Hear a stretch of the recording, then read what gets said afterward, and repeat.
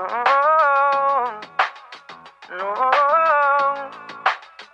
Said I'm all about it.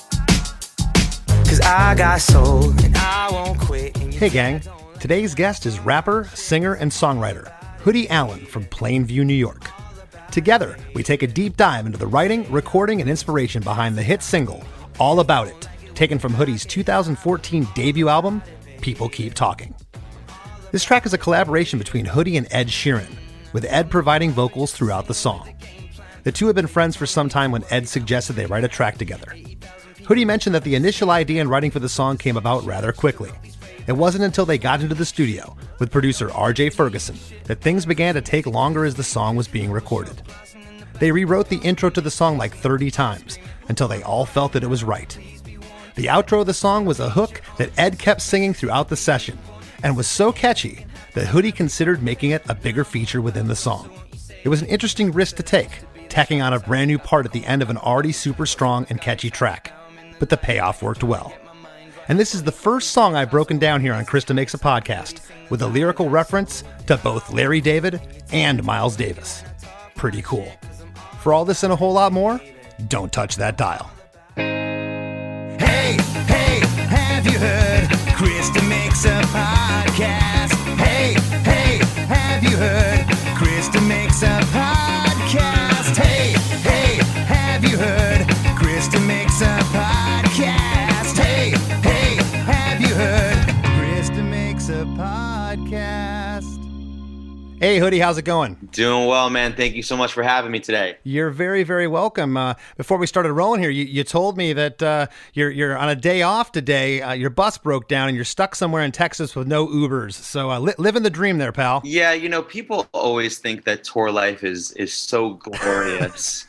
And as I'm sure you know, and anyone who has experienced it from any level, even when you're in the nice, like, hey, I'm on a tour bus, there's always something that brings you back down to earth. So yeah, just having one of those days so far. Absolutely. Well, how's the tour going in general, though? In general, the shows have been fantastic. Logistics, sometimes tough when you're touring in the summer and it's hot and things overheat and break down. But the shows have been awesome. It's been so great to be back in front of fans, because this is the first time I've toured since everything shut down for the pandemic. So it's been nice. Oh, no kid. Well, congratulations. I'm glad you're back out there. Thanks so much. Yeah, I understand you're from Plainview, New York. My band made a career out of the whole Long Island area.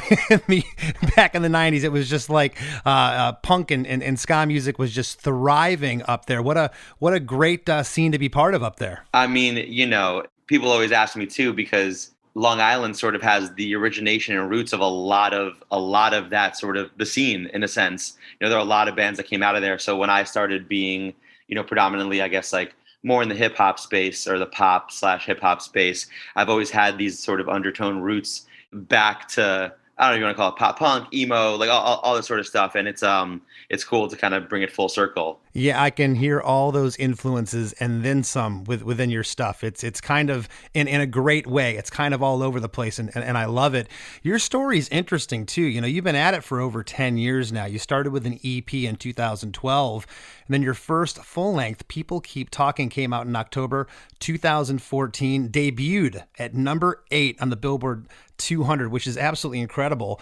And All About It, the song we're going to talk about today, was the 4th single from the album, which this is incredible. How did you get hooked up on your first record with Ed Sheeran, who is the co-vocalist on this track? Yeah, so it's a bit funny because I had known Ed since probably 2012 when, I've been making mixtapes and putting releases out independently for, I would say, a while, but in terms of people caring, maybe a few years before that, leading up to that moment.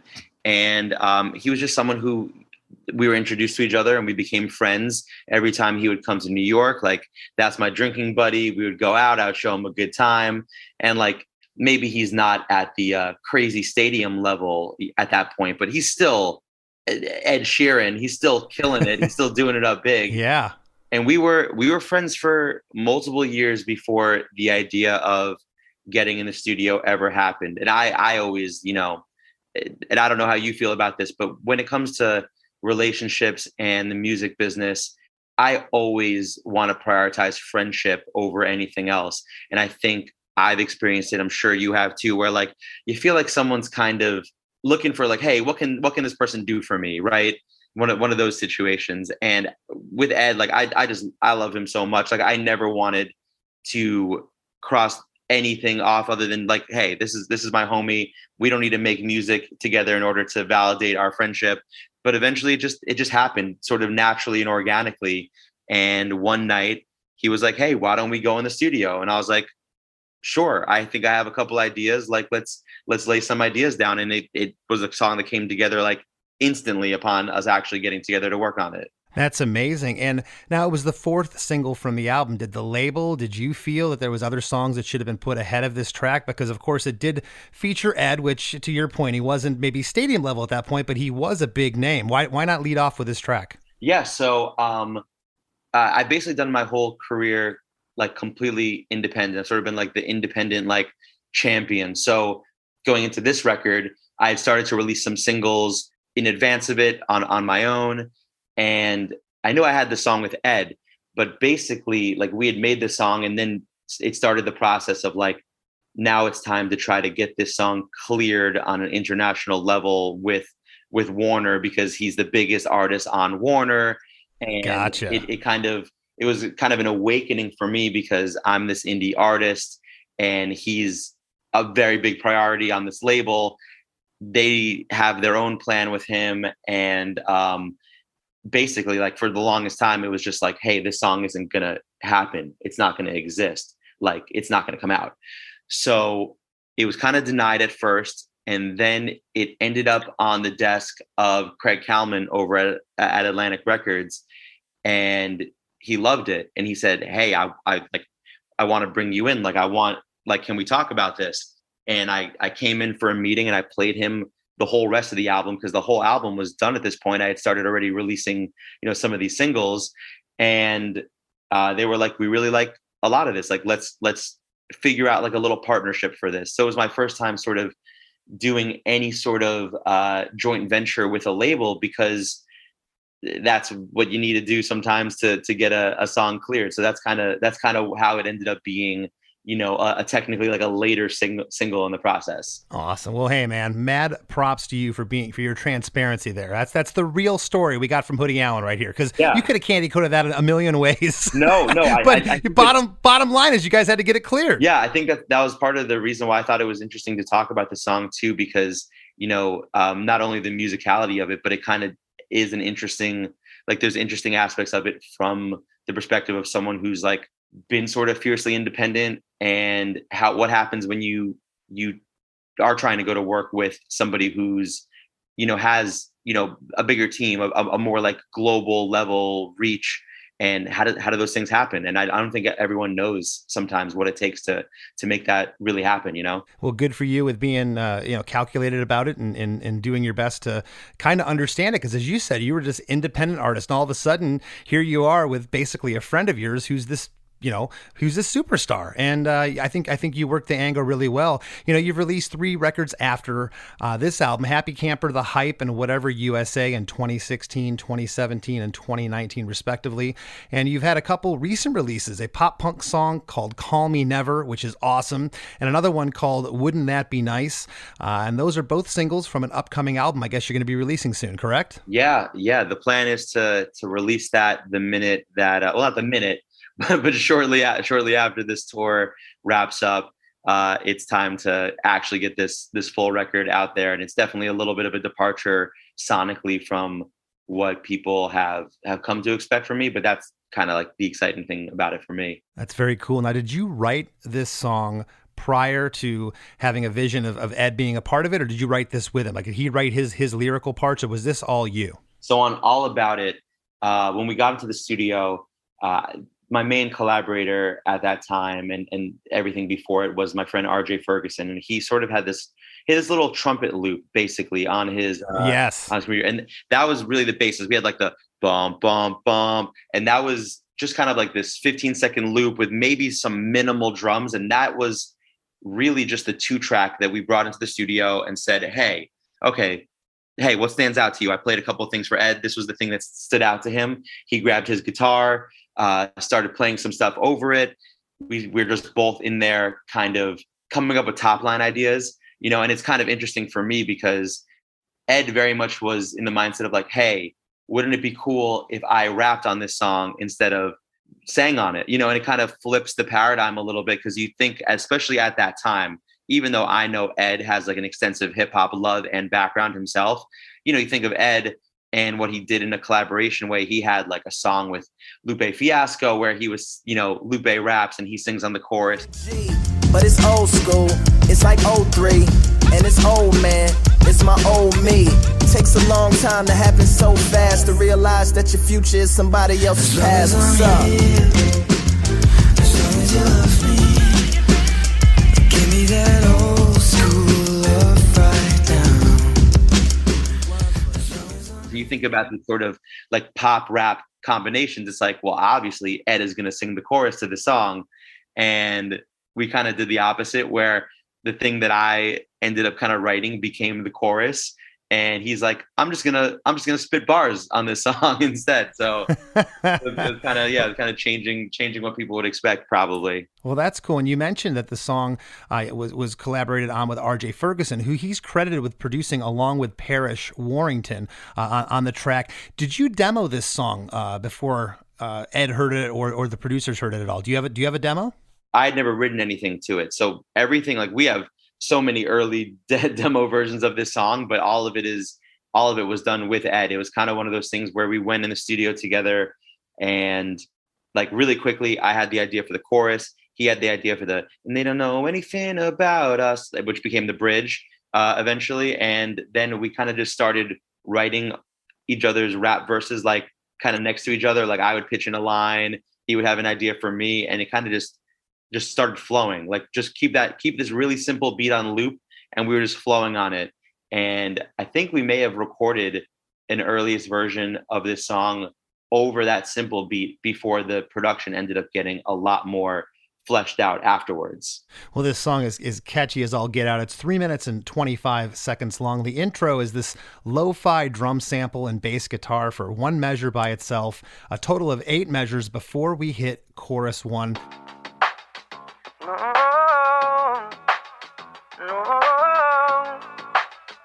Said I'm all about it. Cause I got soul and I won't quit. And your dad don't like it when I talk my shit. Cause I'm all about it, baby. I'm all about it, baby. Staying up late just to pass the time. And your parents don't like it when you out getting high. But I'm all about it, baby. I'm all about it, baby. Cause I got soul and I won't quit. And your dad don't like it when I talk my shit. Cause I'm all about it, baby. I'm all about it, baby. Staying up late just to pass the time. And your parents don't like it when you out getting high. But I'm all about it, baby. I'm all about it, baby. What's going on there? I mean, this is kind of just like the energy of this song, for whatever reason, was very much kind of like that teenage rebellion, just kind of the little bit of swagger of, hey, I'm not accepted. I'm not what you want me to be, but like, I'm just going to be me sort of thing. It was kind of one of those, turn your nose up sort of songs. And like I said, I love your sound. I'm hearing so many different influences. I'm hearing a little bit of soul, some funk. There's a little bit of dance. There's a hip hop element, especially what the guitars are doing. The guitar has like this funk thing. It's off playing the rest of the rhythm, and I love it. There's harmonies on "Cause I'm all about it, baby. I'm all about it, baby. But I'm all about it, baby." The last 2 lines, "I'm all about it, baby." There's harmonies. There's no other harmonies on the chorus. The drum loop, the bass, guitar, and keyboards here. And then there's those horns you're talking about that were programmed. They sounded programmed, and I don't mean that in a bad light, but they sounded like programmed horns. It almost sounds like a lower growl of maybe a bari sax, a trombone, and a tenor sax. Now, you say that R.J. Ferguson had that sample, and you maybe built this around that? Yeah, exactly. It was built around those programmed horns, which are probably just like MIDI, whatever sample that he had. Parrish definitely is credited with the guitar. He's an awesome guitar player. He definitely brought that funky vibe for sure. And if I'm not mistaken, I'm pretty sure that before this process was done, we did bring in a live horn section, which I think is maybe a little bit more evident towards like the kind of bridge breakdown towards the end, where it's a little bit more it feels a little bit more performed. And I'm almost positive that we called in actual people for that. But yeah, there obviously is still kind of that more synthetic element at the beginning in terms of like the horn section. Yeah. Yeah, what you're calling the bridge, the end of the song, I'm calling the outro. Yeah, the outro. Yes, more the outro. We can agree to disagree. It's your an outro. song. You're here. right. It definitely classifies more of an outro for sure. But there is what sounds like a trumpet, and we'll get there later in the song. It sounds like a trumpet that actually sounds like a real trumpet. And to your point, it sounds like maybe you had some players come in and play there at the end of the song. To your knowledge, your recollection, did it always start with chorus 1 basically after the intro? Or did you ever have verse 1 say, maybe we should have the verse and save the chorus? Or was the chorus, the hook always off the top? Oh, in terms of just the sequencing of the song? Yeah, the arrangement. Oh, man. I'm pretty sure we always started with chorus 1, but and this is part of the process of working with a label, because I'm usually so insulated with all these decisions. But, you do have Craig Kalman, who is a great music guy and really knows his stuff. But this was sort of an exhaustive process, because this song, it was the first time I had a song go to radio. So there's people being in there like, hey, this is how a song should be formatted to go to radio. The amount of times we did this intro, like I have probably 17 different intro versions of what ended up, now you had like the sort of the drum and bass underwater feel that starts the song. Like, there were so many different ways that this song started. There were like triumphant ways with the horns leading. And it's just funny because we kind of had to just keep creating these intros out of what Ed did, because I only had Ed for the one day, and he did lay down a bunch of riffs and a bunch of like oohs and no's, so like you said, like no, oh, he had like a bunch of things, but they were all over the place. So I kind of, mad scientist doctored them all around to make them kind of make sense for the song. So yeah, we always started with that first chorus, but that intro was like a huge a huge debate on how the song should really start. Oh man, you just, you brought back sometimes memories, I guess, of recording in the past where when you start chasing your tail, it's hard to recover from that when you're like, you've done an intro 30 times. Did you guys all know at some point, like, okay, this is it? Yeah. I'm a big demo-itis guy too. Like, especially I feel that way working on this new record. Like, if you give me that bounce on my phone and I'm listening to it, like, it's going to be hard to detach me from it, even if there's a better version that should be had. So we definitely had some demo-itis on this one, and we had to break that wall in order to get to the final version.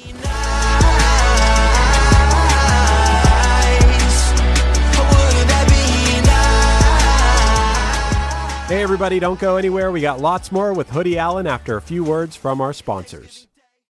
Hey, this is Chris Santos, host of Delirious Nomads, the Blacklight Media podcast, part of the Sound Talent Media Podcast Network. Delirious Nomads is a podcast about all things heavy metal, as well as breakdowns of your favorite combat sports.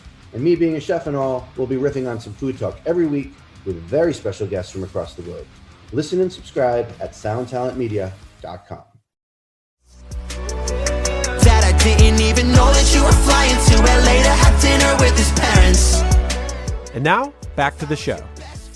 When I do these episodes, I always research, pretty deeply, and I go and look at YouTube videos of live performances. And the first one I pulled up, it was a TV show, a morning show on a news station in Philly. You were playing live with just a guitarist, an acoustic guitar and a drummer, and there was you.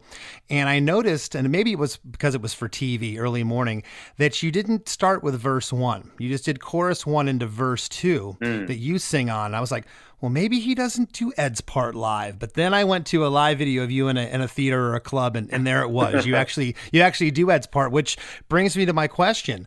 Was verse 1 always going to be Ed, or maybe you did verse 1 and he did verse 2 and you swapped him, or was it always he was going to start this track? I think after it became sort of seen that I was kind of the lead on this chorus and the chorus was going to start, I thought, yeah, let's bring in Ed's verse. People have had enough of me at the top of this song.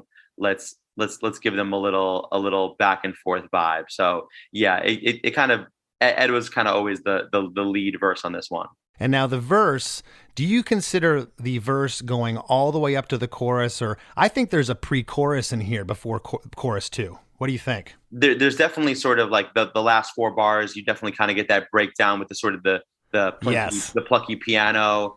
And, because I'm just coming off of playing this live yesterday. You definitely see, I mean, there are definitely a couple of moments that are crowd reactive on this song. Right. And that's always cool to see. And you don't always know it until you start playing it live. But yeah, in terms of this song, the back 4 lines of each verse definitely do stick out, almost similar to what a traditional pre-hook would be, because people do know them almost separately from the verse. So that's a good point. Well, I'm gonna save what I think's the pre-chorus, and I'm just gonna read the verse lyrics here in a second. But when the verse starts here, verse 1, a high-pitched piano joins the party here with the rest of the music, and it's just, I love when that piano part comes in. The verse doesn't really do too much of a departure from the chorus, but that piano is enough to send it somewhere else. I'm not a rapper, just a singer with a game plan. I play guitar, no need to worry about my Drake hand. 80,000 people in front of the stage, damn, waiting for the sun to shine just to rock these Ray-Bans. I just wanna leak shit, not literally leak shit. Wanna push the music through the speakers, double shot blasting in the back of the pub. My mate Jason at the bar screaming, who want what? Now, please be warned that every song I feature on has capacity to be reborn. I said that anything can happen when I pick up a pen, but now I'm all about love, so won't you say it again? I said I used to be the shy. I'm not a rapper, just a singer with a game plan. I play guitar, no need to worry about my Drake hand. 80,000 people in front of the stage, damn, waiting for the sun to shine just to rock these Ray-Bans. I just want to leak shit. What? Not literally leak shit.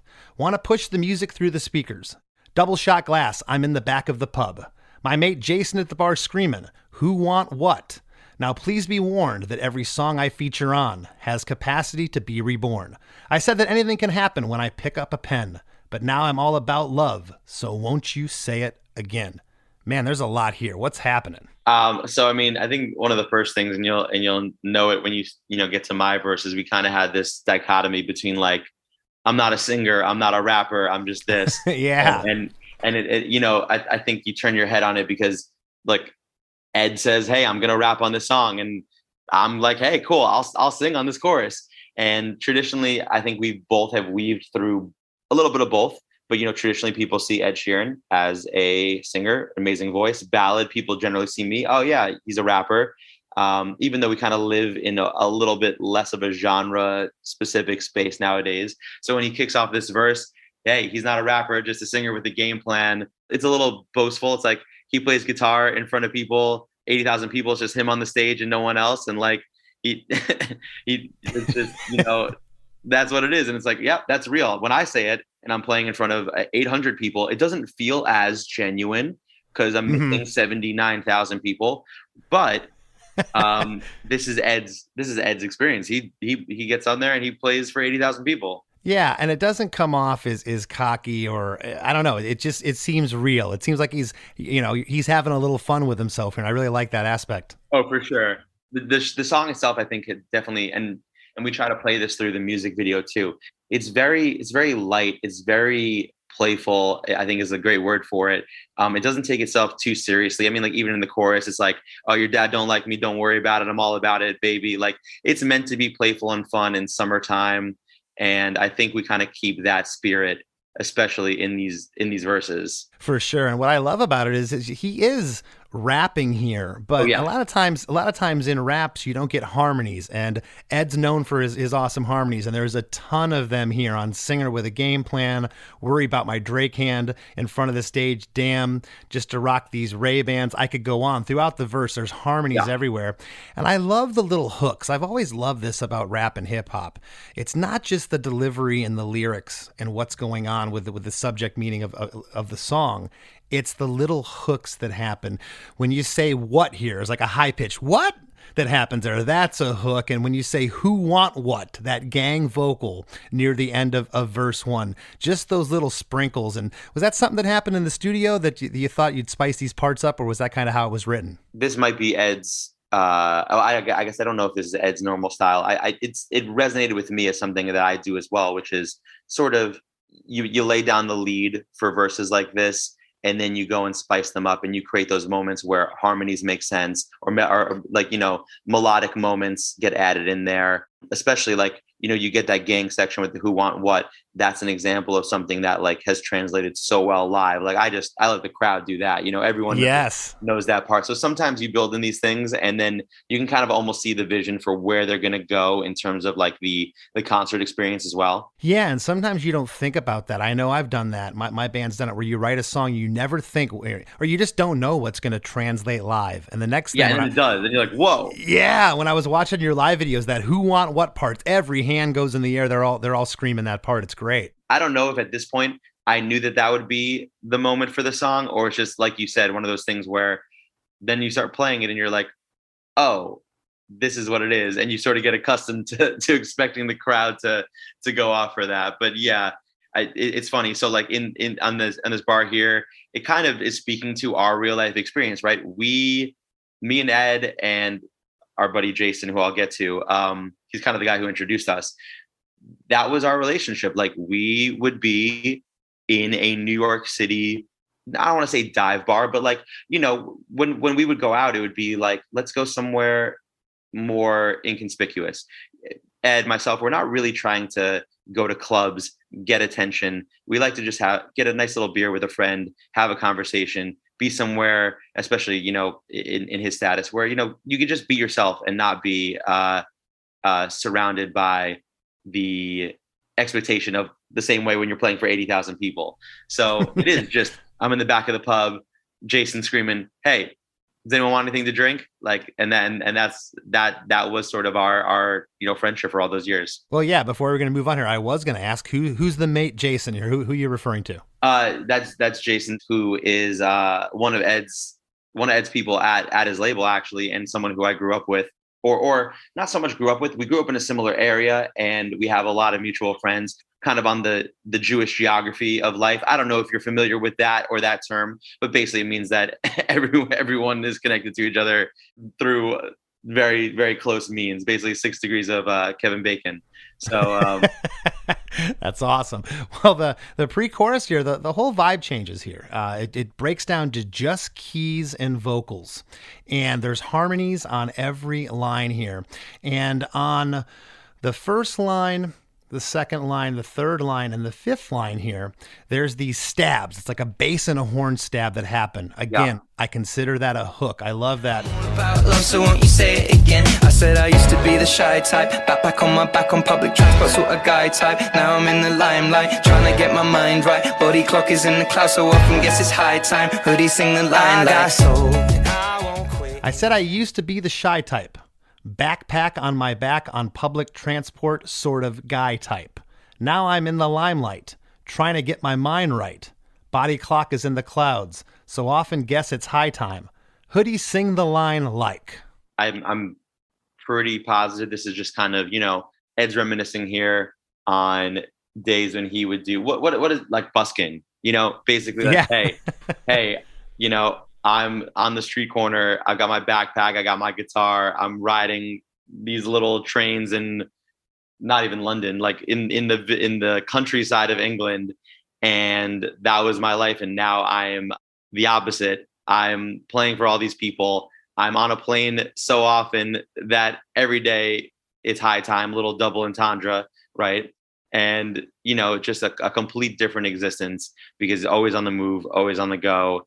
And just has all the attention on him. Yeah, I like the last line. Hoodie sing the line like, and of course you come in right off the top right there with chorus 2.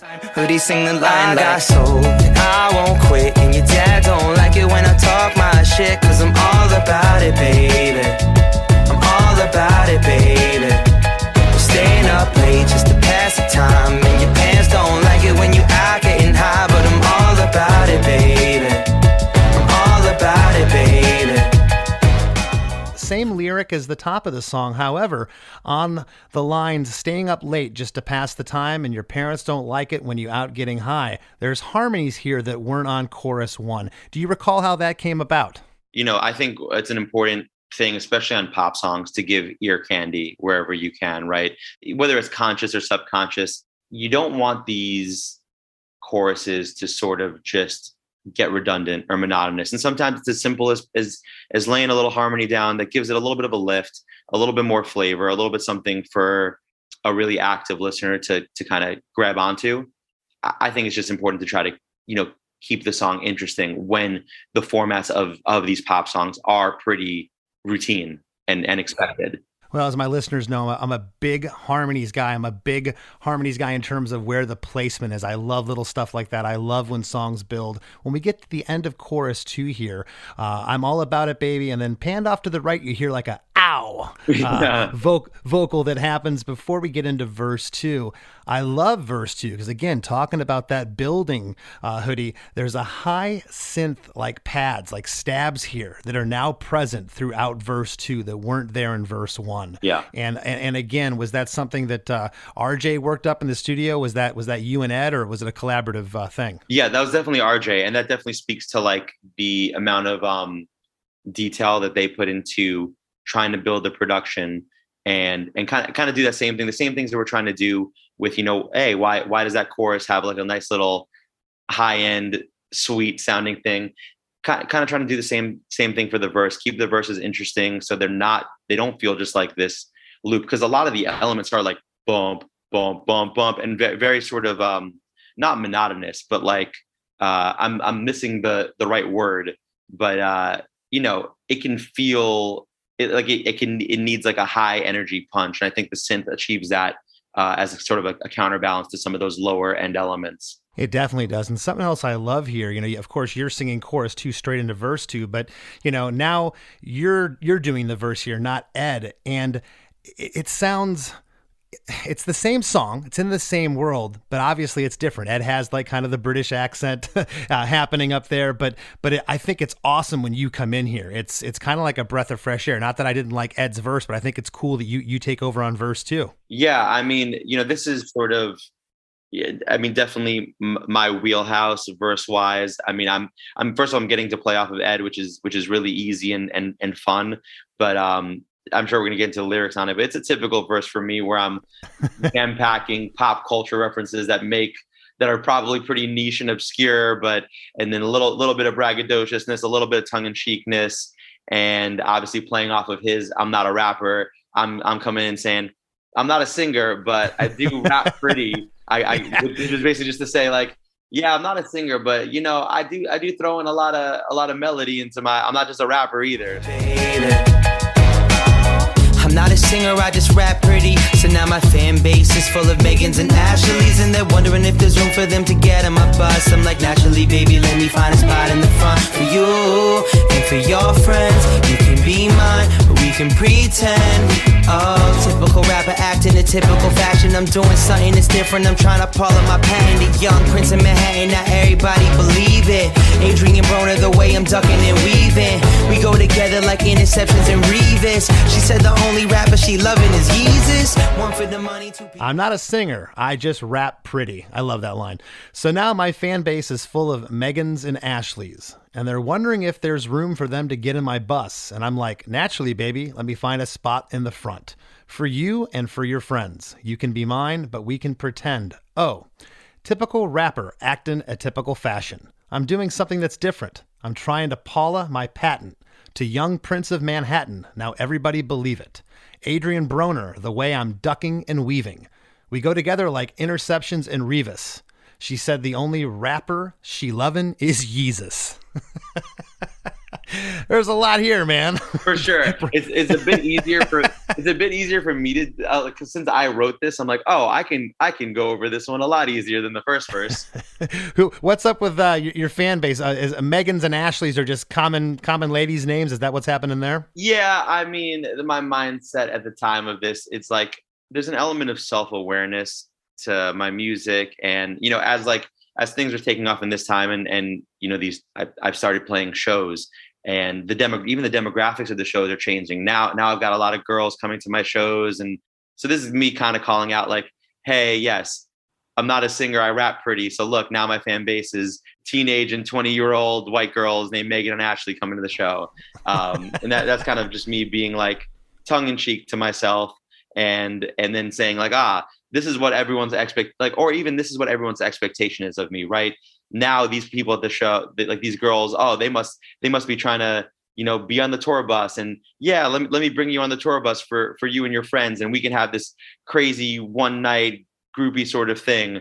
The truth is, and it's supposed to be caveated here, typical rapper acting in typical fashion. Like, this is what all of this above is what your expectation is of what it is to be on tour, what it is that I'm presenting. But truly, like, I'm trying to do something that's different. And that's kind of sets up the back half of this verse here. Right. And I love verse 2 because, again, it's building here. In addition to those high synth stabs that we were talking about that's present all through the verse, after the line, find a spot in the front, there's this cool guitar lick with a little, with like a little rhythmic hiccup with the, Baby, let me find a spot in the front for you and for your friends.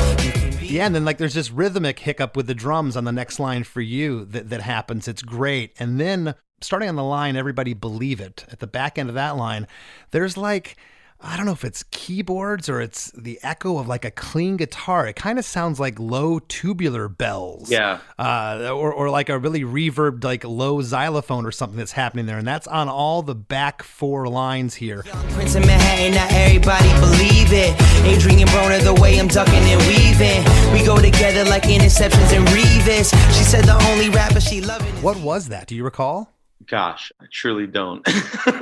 Okay. I honestly can't tell if it's like a clean guitar or keys, but that guitar lick we were speaking of a moment ago, was that something that Parrish did in the studio? Parrish Warrington? Yeah. Okay. That was something he did. Again, just a really cool, what I would call ear candy moment, right? I mean, it plays really nicely against the syncopation of the sort of like what I'm doing there. I love giving, like, it gives a little attitude. It's like the guitar is speaking the same way that the verse is speaking. Like, let me, it just kind of has that same sort of braggadocious nature to it. It's funky. Now, I notice here on verse 2, there's not as many harmonies. You're pretty sparse with them, but they where they're at are perfect. And again, where they're at intrigues me. It's on Megan and Ashley's. There's a harmony on Naturally Baby, Let Me Find a Spot in the Front. There's a harmony on For Your Friends, Be Mine, Pretend Oh. It's not on all the lines. So the lyric there is you can be mine, but we can pretend oh. So you just did be mine and pretend. What was the idea behind this? Do you recall putting harmonies on maybe everything, and then maybe, RJ picked his spots later and filled in where he was going to have the harmonies, or were they set in stone of where they were going to be at? Because they're kind of all over the place here in verse 2. My style personally with this is, let me turn my brain off once we have like a really good comp to verse. Let me turn my brain off and go through it a couple times. So I will do a few things where we're like, whoa, that was really good. And then a few things where you're like, well, that's not it. And you edit those out. So I think, I love doing a couple passes through, trying a couple different things, and then creating a comp for them. I think the same spots sort of started to pop out. And then when you have Ed Sheeran in the studio with you, you say, hey, Ed, can you do the same thing? So he'll go through and be like, yeah, throw some on there. So there are some I think that are like Ed's vocals, and there's some that are a little bit more gravelly that kind of sound more like me even on this verse. But it was kind of playful in that nature, where since we wanted it to feel very like posse cut, very collaborative, he's doing some of these ad-libs essentially on my verse too. Okay. I was thinking I heard him in different spots of the song, but it's hard to tell. So he was singing other harmonies in different spots in the track. Yeah, I'm pretty sure. Like I'm trying to pick out where he definitely is on it, but he's definitely on a couple of different moments for sure. Right. Well, I'll tell you, pre-chorus 2 is probably my favorite part of the song lyrically. There's some things in here that just kill me. Only rapper she loving is Yeezus. One for the money, 2 people since the beginning. 3 million records get sold and now everybody is winning. I'm Larry David plus Miles Davis, so everybody hated and fuck it, I hardly blame them, cause I got sold. 1 for the money, 2 people since the beginning. 3 million records get sold and not everybody is winning. I'm Larry David plus Miles Davis. So everybody hating and fuck it, I hardly blame them, cause I got. And that's right before we get into chorus 3. Set up these lyrics, and then I got some stuff to talk about musically here. Yeah, absolutely. I mean, look, it's like one for the money, two for the show, like just, sort of that old trope. But here we just go into it, one for the money, two people since the beginning. That's just me and RJ. He's been my main guy since the beginning of this. And it's just sort of an allusion to our relationship. 3 million records sold. That's a little bit of an exaggeration, but let's just, we needed to continue the 1, 2, 3 of it. So maybe let's just co-opt Ed's record sales and say that was, if you combine my sales and his sales, then we do have 3 million records sold. Larry David plus Miles Davis, like on a song where you're talking about having soul, and it's just like, hey, this is what it feels like to me. I'm this Jewish New Yorker who raps, who's sarcastic, who's trying to be funny sometimes, occasionally feels, very much like Larry David is the spirit animal for that. But then, hey, this is the avenue I do. I'm trying to make music. I'm trying to, bring some life and soul and make people feel stuff. So, hey, I'm Larry David plus Miles Davis. Great inner rhyme there. And everybody hating, I don't even blame them, because I do have soul. You know what I mean? And it's just setting yourself up to fall right into that chorus the same way the first verse falls right into the chorus. It is ridiculously awesome. It's great. The Larry David, just that, Miles Davis, that line right there is what sends it over the edge here for pre-chorus 2. The first 2 lines have harmonies on them, I noticed, and the first 2 lines are just keys and vocals only. The last couple lines, when you start with the Larry David line, it's only vocals right there. Yeah. Up to 'Cause I Got, and there's a harmony on 'Cause I Got, and right after that the band comes in for chorus 3. Also notice that there's 4 stabs here. Again, those little hooks within the song. It's like a bass and a horn stab that's happening on the first line, right on the first lyric. 1 on the second line on records, it happens, that stab, and then it happens on the word hating, and also at the end of line 2 on the word I'm. There's a stab there that again, just those little hooks are great. Chorus 3, again, the lyric is the same here. The harmonies are in the same place. And that echo keyboard guitar sound that I was hearing earlier, I was saying kind of sounds like Tubular Bells, that's all over chorus 3 here. So again, the song's still building here. Cause I got soul, and I won't quit. And your dad don't like it when I talk my shit, cause I'm all about it, baby. I'm all about it, baby. I'm staying up late just to pass the time. And your parents don't like it when you out getting high, but I'm all about it, baby. About it, baby. This is just, kind of the pop format, the try to keep people engaged and interested when you're hitting this chorus one more time, and trying to give people a reason not to leave the song, right? I think we're even seeing that nowadays. So many songs are like less than 2.5 minutes long, because we're just like adjusting for especially new songs, like adjusting for people's attention spans, essentially. I also think you can overdo it. And I know you've heard this, where it's just but by the end of the song, there's just too much going on, so it's just too big. Sometimes a train wreck is good, and sometimes it's just not good. And I think that your introduction of sounds as this song goes, it's not overblown. I think it's the perfect amount. The last line here on Baby, you kind of do this bay kind of holdout vocal that takes us into this outro that Ed sings. And this is one of the more intriguing parts of the song, Hoodie, for me, because you don't get the chorus hook again. It's kind of, you're taking a risk here by doing this outro that really is kind of a separate piece of music from the rest of the song. How'd that come about? So the interesting part about this is this was kind of not like we were competing in the studio, but it was kind of interesting to see the dance between what was the song going to be, what was the chorus to the song going to be. And the idea that Ed had was and they don't know anything about us. Like, this was sort of the thing that he kept humming and saying over and over again. And I was like, hey, I have this idea. Like, can I play it for you? And it was what ended up being like the chorus was all about it. And I got soul. And we were like, let's see if we can work both of them into the song. Let's see if we can like make it make sense to have both of these things in the song, to have it make lyrical sense as well, not only just like sonically and rhythmically. And so it's kind of like we were asking each other, like I felt like I was like asking for permission almost to be like, hey, should this be the chorus? Like, if you have a better idea, let's keep going. Right. And he was like, no, I like it. Do it. Let's run it. He's very easy to work with. But so that's how this part kind of came about. And obviously, like you said, it's a little bit of a departure musically. And then you have this really cool outro with like sort of like a guitar ripping solo. So it kind of becomes its own little world for a second, which I really like sound wise. Yeah, it's very interesting, very hooky. As you said, this could almost be a chorus in and of itself. Yeah.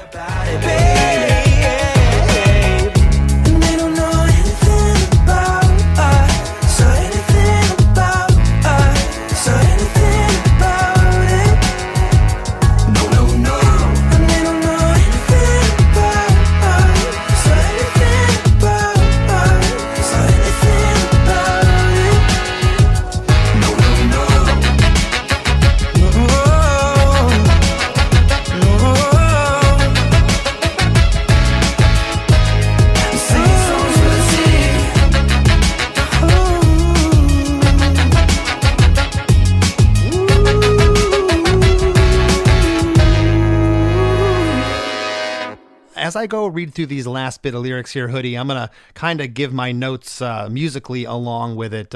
There's harmonies on everything here at the end.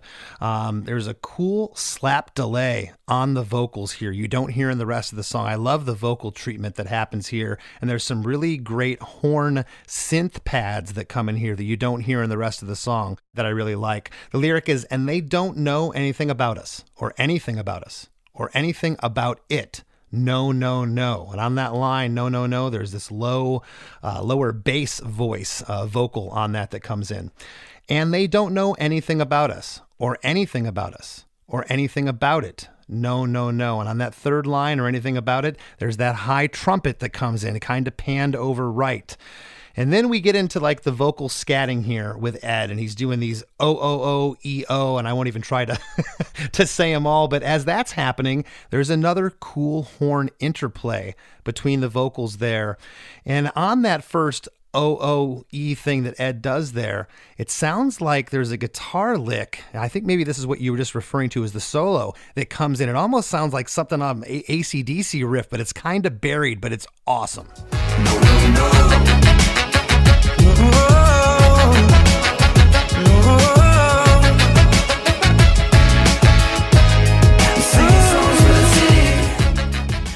I think because I'm used to it being a big, like a more present element live, I can't even remember if it's like kind of more buried in the actual mix of the song.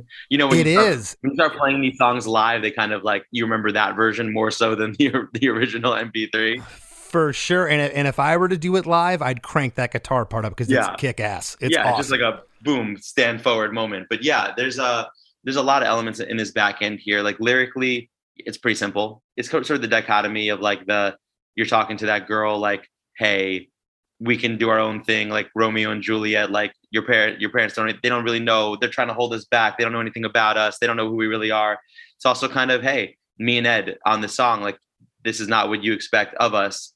Or what you expected, but we're giving it to you anyway. Right. And the last lines here, I'm singing songs for the city.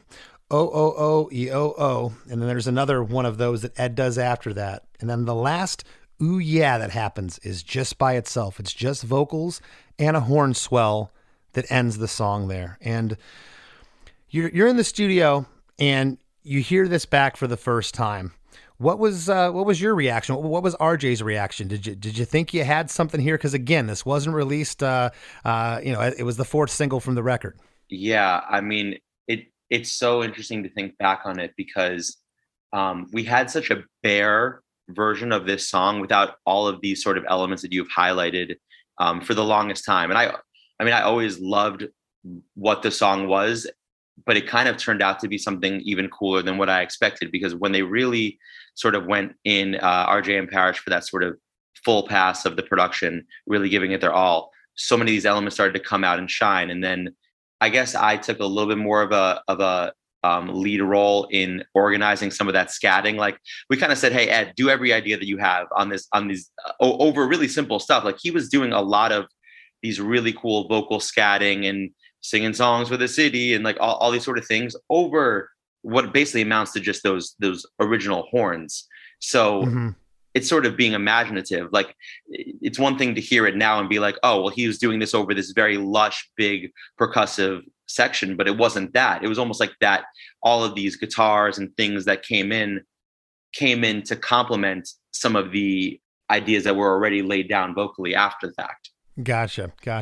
Well, man, there was a lot here, and I can relate to what you said earlier about being in the studio. You're doing this intro over and over, and sometimes the best songs come within 5 minutes, and sometimes you have to put a little elbow grease into it. And that sounds like what went on here.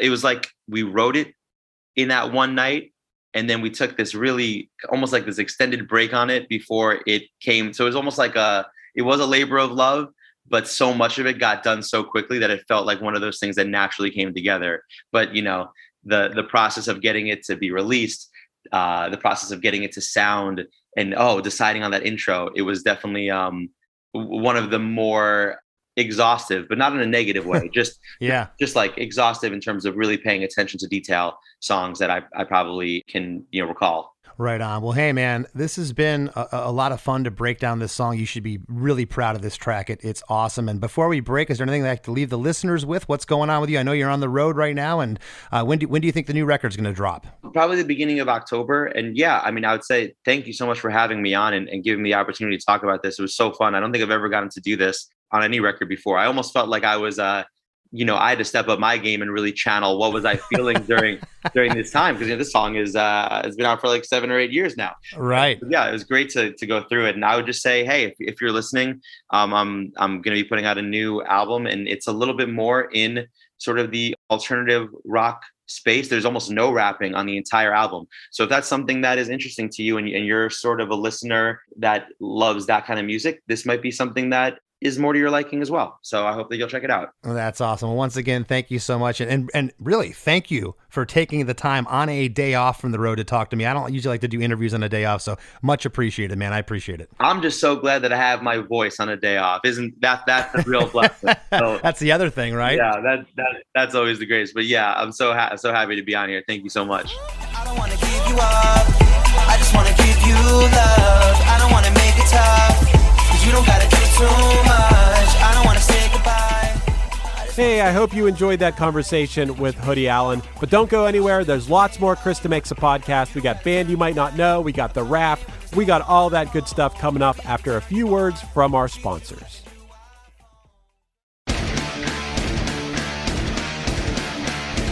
Hey there, I am Johnny Christ from Avenged Sevenfold, and I've got a podcast called Drinks with Johnny you're going to want to check out. I sit down with a bunch of different people from all different walks of life, from professional wrestlers to actors, comedians, fighters, musicians, everything in between. I'm just looking to make some friends and have a good time doing it. So if that sounds like something you're into, go check out Drinks with Johnny, streaming everywhere now. The new Punchline single, I Don't Want to Leave Yet, is streaming everywhere now. And everything seemed right, even if not for long. I don't wanna leave yet. I'm staring in a reset, but I don't wanna leave yet. No, I don't wanna go.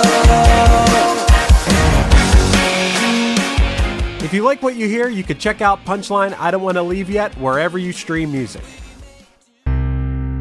As we near the end of the show, here's a band you might not know.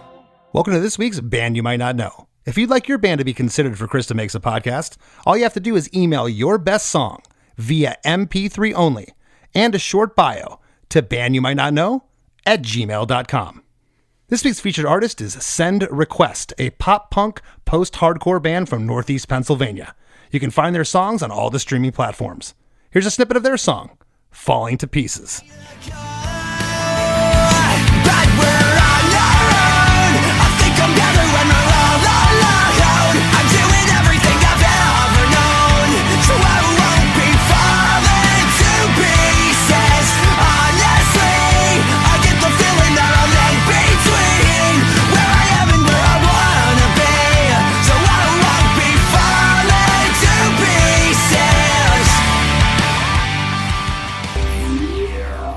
The Wrap with Chris and Chris.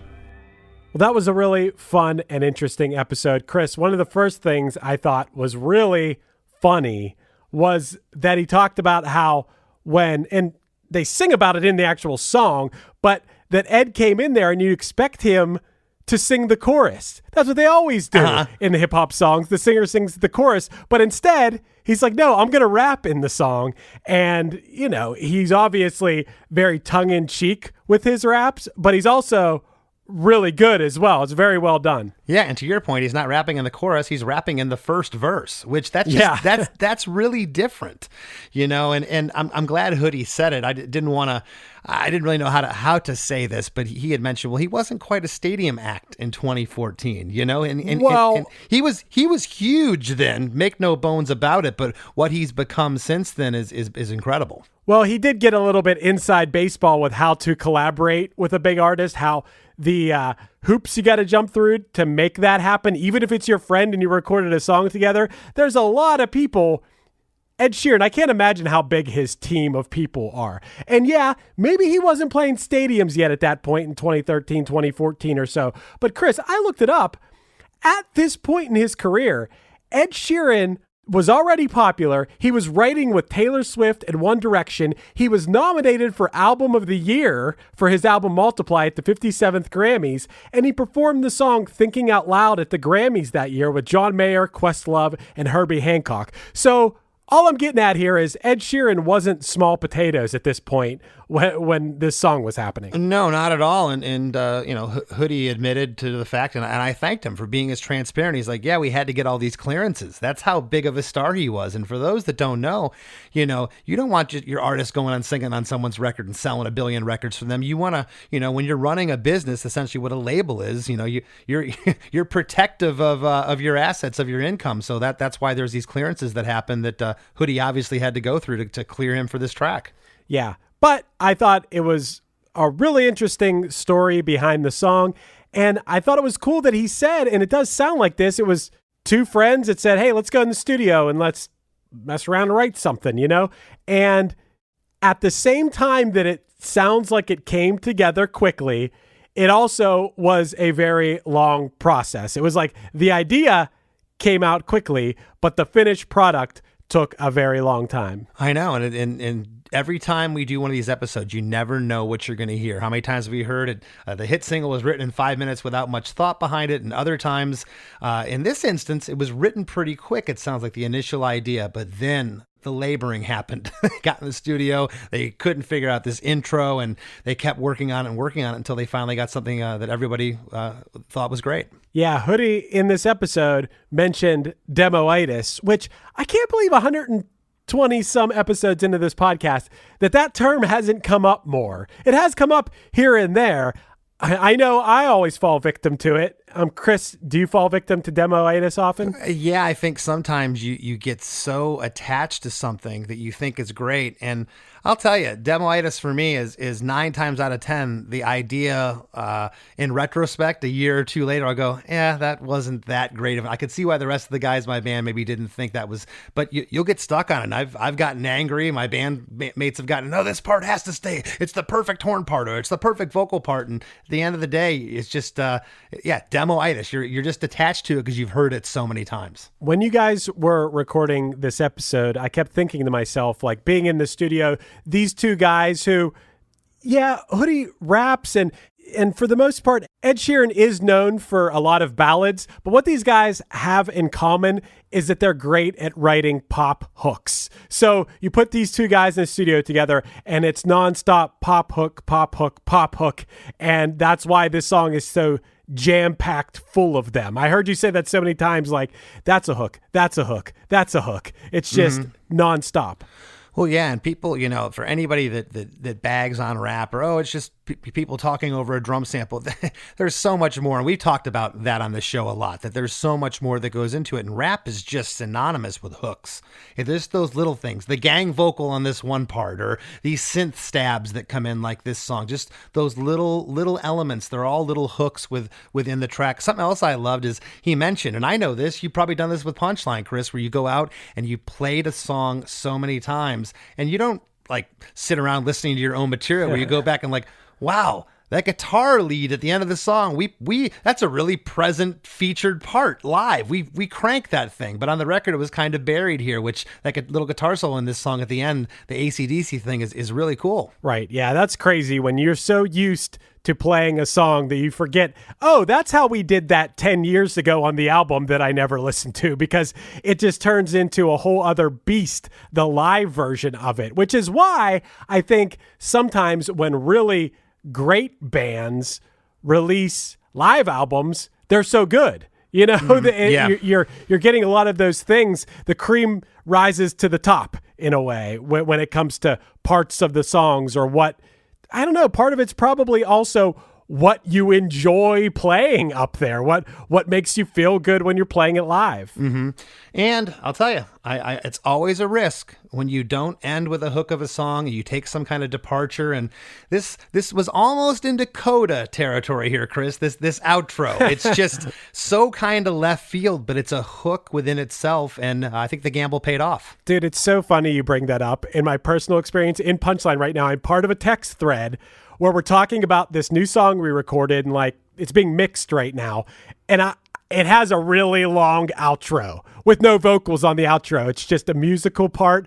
And we're having this discussion like, yo, like half of us think it should have this long outro, half of us don't. And like you said, that's kind of a risk, especially if you want the song to be a single, you know, to go somewhere else at the end of a song. I think you have to rely on your gut, on your musical gut, as to whether that's a good idea. I think in this instance, on this Hoodie Allen song, I think it's great. Absolutely. And you know what else is great, Chris? Our supporting cast program. How did you know what I was going to say? Gosh, you're getting good at this. Absolutely. Our supporting cast program. That's our VIP program. You can head over to chrisdemakes.com. Tell them what they get, Chris. You will get a bonus episode of the After Party every week. You'll get an entire back catalog of the After Party. And Chris, most importantly, you'll be supporting the podcast that you love for the cost of a cup of coffee at Starbucks every month. You're helping out your boys, Chris and Chris, and helping us continue this show forever. That's right. Head over to chrisdemakes.com to be part of our supporting cast. And if you haven't already, please join our Facebook group, the Chris DeMakes a Podcast Facebook group. It's free to join. We have a lot of fun in there. And give me a follow on Instagram at @LessThanChrisD. I'd appreciate it. Want to thank this week's guest, Hoodie Allen, and we'll see you next week. What's up, everyone? It's Joe, and I'm the host of That's Awesome with Joe, a podcast on the newly formed Sound Talent Media Podcast Network. I talk with tons of your favorite artists, managers, touring personnel, and more. Most of the time we talk about music, but lots of the time we end up talking about something completely unrelated. We laugh a lot. We do a lot of really stupid things, but also some things that are really informative and interesting. Basically, it's a podcast that I think you should listen to. Obviously, I'm biased because it's my podcast, but I think I might be into it if I wasn't the host. Check it out at soundtalentmedia.com. Hey everyone, this is Tuck from Fit for a King, an off-road minivan. Every week I bring you fun interviews alongside your favorite metalcore entertainers with my new podcast, Get Tucked. Join me every Monday with bands like Counterparts, Crystal Lake, like Moths to Flames, and many more. We play unsigned and undiscovered bands, deep dive into each artist's history, and of course provide the greatest breakdowns in current metalcore. Tune in to Get Tucked every Monday, out now through Sound Talent Media.